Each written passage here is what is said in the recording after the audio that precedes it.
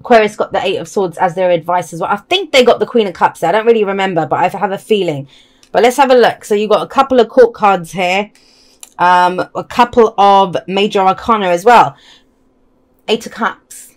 This is where we're done. We are emotionally done with the situation. I do not want to feel that way anymore. That's what the Eight of Cups says. I do not want to feel that way anymore. I know I invested a lot emotionally into this. And we see this guy. He's like, peace out, people. Like, you know, he's left all the cups behind and he's walking off. It doesn't literally mean that we walk out of a situation. That may be the result. That may be what we end up doing with this energy. But at its core, what it talks about is being emotionally done.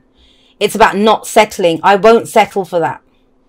You know, I invested a lot emotionally into this situation, but it doesn't serve me anymore. I don't want to settle for being this way anymore. Now, the thing that comes up very strongly, a strong emotional energy is coming up. So some of you may have been feeling this for a while.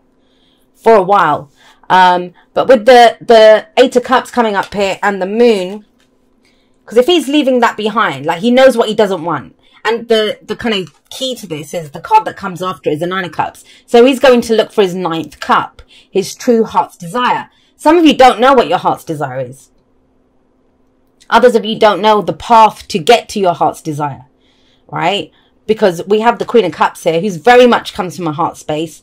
And with the Moon here, it's where we look at the path ahead of us, but it's in shadow. And that can be when fears and doubts come up. And there's a strong message here of fears and doubts. You may have heard me say this before, where I do personally believe that instead of 12 signs of the zodiac, there are 6 energy axis, like powers, right? So Leo and Aquarius are 1. That is the energy that comes up. And so it makes me think of that. It makes me think of that who we are. That's our first house. I'm an Aquarius, right? So my first house would be Aquarius. It isn't. That's your rising, but I'm talking about from my sun sign. So first house is Aquarius. My 7th house is Leo. So who I am is Aquarius. How I relate to other people, Leo. Same with you now. Who you are, Leo. How you relate to other people, 7th house, Aquarius. So there is that kind of axis coming in. And what that makes me think of is the 1st and the 7th house. Who we are and how we are in relation to other people. The I am versus the we. And there must be an I before there can be a we. So there's that kind of, that's what's coming up for me very strongly in this message. And who you are is someone that won't settle for stuff that doesn't make you happy, that doesn't fulfill you. But I think you haven't figured out yet how to connect with someone else or what that connection is, where it's going, right? There are fears and doubts around that. Now, in the past, you have the Knight of Swords, and that's interesting that that comes up in the past.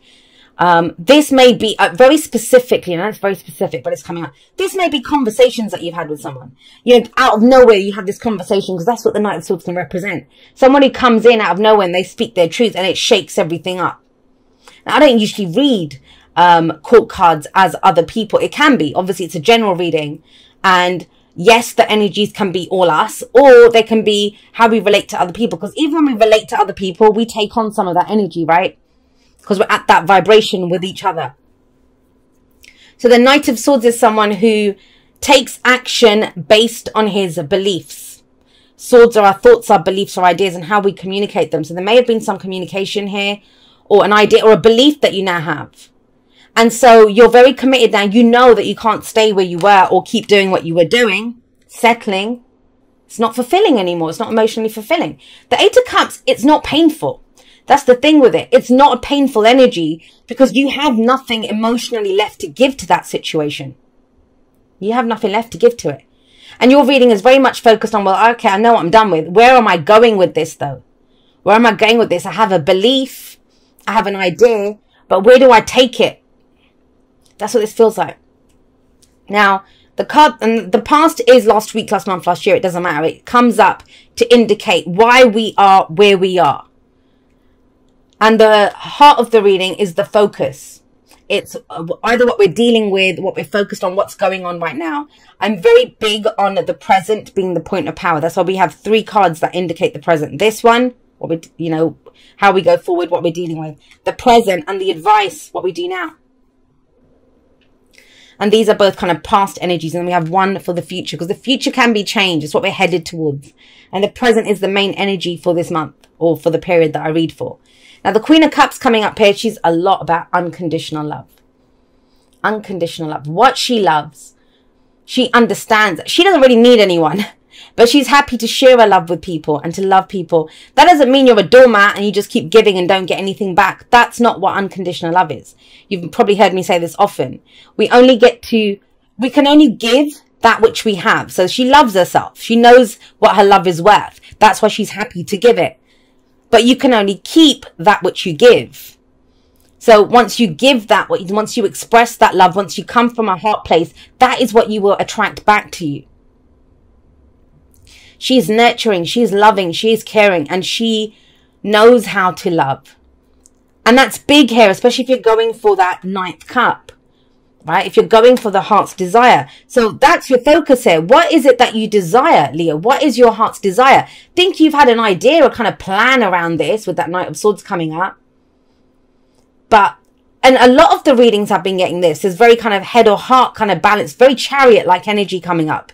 Even though the chariot's not here, it's that kind of energy. All right, got my head on board. Is my heart on board with this as well? Does my heart want this too? Because it kind of feels like in whatever existing situation is, that plan can't play out the way you want it to. For whatever reason. There's confusion here. There's something that maybe you have an intuition about something, because the moon can very much say that. But it says you can't trust what you see. Whatever you see around you, you're not feeling it. So I seem to have said this for a few signs, but it's that energy of knowing what you want to get out of, yes, 8 of Cups. But what do you want to get into? What is the dream? What are we headed towards? And they represent that head and heart energy of together. It's beautiful energy. And it is a lot around what you nurture, what you care for, what you love, how you feel. Because you got the Empress. The Empress is about growth and abundance. And a lot of you may have been trying to figure it out logically. Well, how do I do this? How do I make this work? What do I say? And all of that. And it's like, take a moment. Let's pause. This is very 5th house energy, actually. I always see the Empress as 5th house, which is your house, Leo. It's the house that Leo rules, right? I kind of get that sense that it's about, well, what do I want to give birth to? What do I want to create? If I'm not happy with how things were in the past, or where I've been investing, sorry, my emotions. I was trying to mix together investing and emotions. But, you know, what is it that I want to give birth to then? What am I nurturing and caring? What am I pouring all of this love into? That is the highest vibration of Leo. The highest vibration of Leo. The lowest vibration of Leo is to be in the spotlight, right? But the highest vibration of Leo is to understand that you guys are the sun. You guys are the spotlight. And it's who you put that warmth and that lovely, beautiful, life-giving energy on. Who do you shine that light on? And it's very much, if that's the heart of this. The Empress understands that to get the best out of anything, it takes time. You know, that's why she's represented as the mother. And you see her here holding her baby. It took time for her to conceive. It took time for her to carry that baby. When she gave birth to the baby, then it's about taking care of the baby, right? So it requires a lot of effort, nurturing, love, all of that. But where have you been giving that energy? Because that's coming up here. You're kind of done with something. Right. But that all makes sense. So we've got the 3 of Empress is number 3. We've got the 3 of Coins, 3 of Pentacles coming up here. And that to me talks about, well, where are we going? What are we building? What are we planning for the future? Who do we have? Who's the right people for the job? It's being resourceful, getting the right people for the job as well when that comes up. And you have the 3 of Coins, 3 of Pentacles. And I've told this story before, and you've heard me probably say this a million times whenever this card comes up. But it's around the focus and it's around your purpose. Does it appeal to you from a heart level? Or are you just going through the motions because you think it's the right thing to do? Or is it because you truly feel it?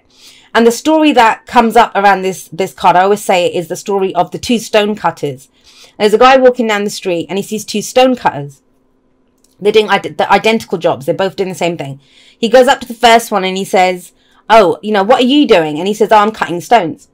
He goes up to the second guy and he goes, what are you doing? And he says, I'm building a cathedral. What's the significance of that? The first one's just doing a job. You know, he's just cutting the stone. He's going to get paid at the end of the day, job done. The second guy feels like he's part of something bigger. His work has purpose. He is building a cathedral. You know, he's not just cutting a stone. He is cutting stones, but it's part of a bigger plan. So whatever it is that you're doing now, nurturing, growing, loving, whatever it is, you know, that is about growth and abundance when the Emperor shows up. Is it part of your bigger plan? Is it part of your big picture? And it's almost like in the broad strokes is where you get the answers now. Because you're very clear on what you're dissatisfied with, what doesn't work for you, right? What you're ready to just say, yeah, I'm out of this. I'm done. I want to say this too, because it's for a month. And obviously timings are weird anyway. But some of you might feel like you're just here. It's like, yeah, I don't know, Jay. I don't know what I'm building for the future. I don't know what I'm planning. I don't know what I want to grow. I don't know yet. I have an idea, but I just, it's not kind of hitting me in the, like, you know, getting me in the field. I don't have that. That's what happens here. I'd be very surprised, those of you that this message resonates for, if you don't know by the end of like Libra season or whatever, that you don't have an idea, that you don't know exactly what to do with it. You will know. That's the Three of Coins, which is, yeah, look. This is very much about moving forward. So the ideas there, I'll say this around the Knight of Swords. He will speak his truth, and he's very blunt, tactless almost. Like, you know, it's very direct, clear communication. He's known sometimes to come charging in, offload his truth, like does a drive-by with the truth and then rides off again, right? So he can be that way. But this is very methodically building something. If you've been trying to get a relationship off the ground, if you've been trying to get, I don't know, your business off the ground or your work off the ground, whatever it is, something that you've been trying to build, that home that you want, whatever it is, this is where you get some real traction. There's been talk here, but now the heart's on board. And what that means is that if your heart's on board, it's not going to be involved in stuff that doesn't serve it, that's not self-honoring, that looks like settling. It doesn't matter. Like with that moon there, it's almost like, well, I can't stay here. Yeah, I don't know where I'm going, but I'm not going to stay here. Anywhere's going to be better than here. And when you get knights, they are about movement. So logically, mentally, that's how we do the air energy, right? You've figured it out. You know that you need to move forward because your belief system has changed. But this is where you actually put in the effort, because with coins or pentacles, it's our physical reality. It's our physical reality. It's the work that we put in. Now, the thing with all of the knights is they progress a situation, as I said. The kings and queens, they sit on their thrones. The pages, they run around, little ones that run around, right? It's the knights that get the real movement going. And the Knight of Coins, yes, he may be the slowest moving knight, but he is still faster than the rest of the court cards. Just the other knights are faster than him. And this is where you start putting in the action. So with coins or pentacles, it's going to be around our physical bodies, right? Our jobs, our work, our businesses, our homes, our possessions, our relationships even. But our investments, our savings. It's time to move on that, to act on that, to grow that. And the beauty of the Knight of Pentacles is that he will show up and he's going to get the job done. So if you've been putting off a plan or a project, trying to figure out, is it time to do it? It feels like the time is now. I know that's Wheel of Fortune, but it's kind of, that's the energy that I'm feeling here, which is it's time to start putting those plans into action. Maybe start working with some other people, whatever it is that you need to do here. The downside of the Knight of Coins, the Knight of Pentacles, is that he can go unnecessarily slowly because he wants a perfect plan. He wants a guarantee. And that's the place where these fears and doubts would come in, because you're not going to see that. The moon very much says that, is that you won't see what's coming up ahead. It's more about, I think you're kind of going into uncharted territory, like you've never been here before. And it's in these spaces that we get the new experiences and we get the real growth. Because any map that you have is of where you've been, right? And this is, you're going into new spaces now. You're not going to know what's there. And so the Knight of Pentacles, in his highest vibration, he's going to make sure that, well, I don't know what steps 3, 4, 5, 6, 7, whatever are, but I can take step 1 perfectly and I can take step 2. I'll figure out step 3 when I get there, but I'm going to see this through to the end. I'll find a way to do this, to complete this, to make it happen. It's the work. It's putting in the real work and effort into this. You're building something big here. And I get it. You know, when you've got knights coming up as well, they're not kings and queens. So it may be that you feel like you're trying to learn something. Your heart is the highest vibration here because it's the queen. she's more experienced and she has more authority than the knights, right? That's why she's coming up with the heart of everything. Trust your heart. Trust what you're trying to nurture. Trust what you feel around this. But then take the steps. Start building it. And if you're looking for guarantees or a perfect plan, trust that you are the guarantee. Trust that you are the guarantee. You're making this. You're nurturing this. You're growing it into what it will be. And you have the Emperor coming up in the future. And the Emperor is about standing in your own personal power. Your own personal power. The Emperor it's going to be one of two bits of advice when he shows up. One, don't be so controlling, right? Because the Emperor, my way or the highway, right? He's in control. He decides. He's the one that has the final call. It's his responsibility. It's his empire. And your life is your empire. But when we get so stuck and wanting to control every facet of how it shows up, we can block out new ways of doing things. So there's that for starters. But the other end of the other thing that comes up around the Emperor is it's about stepping up and taking control. We've got yin energy here. We've got yang energy here. So that's the holding space for this, holding space for the idea, holding space for the feeling, nurturing it, growing it. But then what do we do with that? We take action on it. And that's where the yang energy comes in. And so let's not ignore that. We have the Empress and the Emperor in this reading. The divine masculine and the divine feminine. Now, if this is a relationship, that's wonderful. That's two people who they are perfect partners for each other. It doesn't matter if you're same sex, whatever. It's about the energy, and we all carry that energy within us. There is a partnership here. Especially if you're at a place where you kind of feel like, should I, if that question is, should I wait for this person? Should I stick around here? What do I do? This says you keep building and moving forward with your future. You keep taking those steps and keep doing it. Your person will match you. If they're your person, they will catch up to you. They will match you. That's why these two come up, that partnership. Now, if there isn't, even if that person's not your person, that it does show that somebody will come up. You have a partnership coming up there with them two. I often see them as, I don't know if you've seen the movie My Big Fat Greek Wedding, and it's the night before her wedding or something, and her mum says to her that the man might be the head of the family, but the woman is the next. She decides which way he turns, right? And that's kind of how I feel these two work together. And the way that I've always seen them, so the Emperor's the boss, the father figure, right? And it's almost like, you have that boss who's a right arsehole, like he's a tough nut. He's always on it, and you always think, who would put up with him? And then you meet his wife at the Christmas party or something, and she's like the sweetest, most loveliest person. But they work well together. They I don't want to say complete each other, but they are two halves of a whole almost. Yeah, so it is that completion. They are perfect for each other. Because she's that kind of softer, it's the yin and the yang. Now forget anyone else. This is within us as well. We can't always just be soft. We can't always just be holding space for stuff. It's about taking action and doing something with that as well. She's not going to hold her baby within her forever. She must give birth to it. That outward energy, the yang energy. And that's where the Emperor comes in and takes control. This is stepping into your own personal power. If it's yours, if this is something that you've given birth to, then it's yours, right? Then it's your call on what you do with it, how it grows.